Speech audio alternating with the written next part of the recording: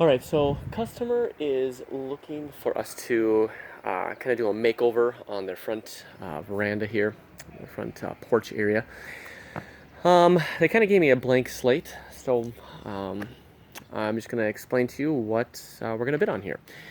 So you see we've got four pillars, one, two, three, four pillars here that are stucco. Those are load-bearing pillars. So what I suggested that happened is these little buttress things, these nubs that are on each side, this thing right here and this thing right here, those would go away altogether. Okay? And then the little veneer area right here and right here doesn't wrap around. Those would get taken off, and these four pillars would be restuccoed. That these pillars, I didn't want to touch them because they're load bearing. I think it's best if they just took off the old stucco or patched it or did whatever they wanted to do with these four pillars to make them look nice. And those are going to kind of be the foundation of what's going on. So now we've got four pillars that are stuccoed that are here. We would take out these planter boxes. So you've got this planter box here. The planter box that's behind me, this one right here, and the planter box right here.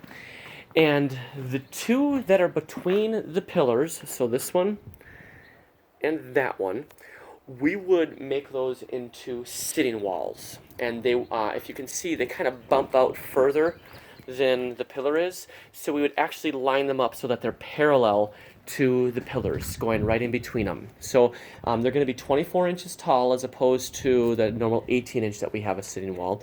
But those two are going to essentially be sitting walls that are made out of Fond du Lac with weathered edge Chilton accents, capped with bluestone. Okay. Now we have this third planter over here. I suggested that we just get rid of this thing. It's just kind of here. It's not really doing too much. We would get rid of this, and then this would have to be patched with stucco and kind of around there, and obviously the pillar as well.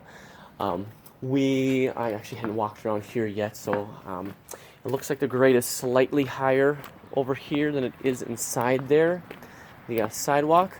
So let's bid for just a section of, a little retaining, just a single course of Fond du Lac going across here, just to hold the dirt in place. Yeah, it'll basically be a little planter bed. Okay. So now we've gotten rid of these little nubs here. We've got the little nubs here. We've got the pillars that have stuccoed. We've got sitting walls in between the two pillars.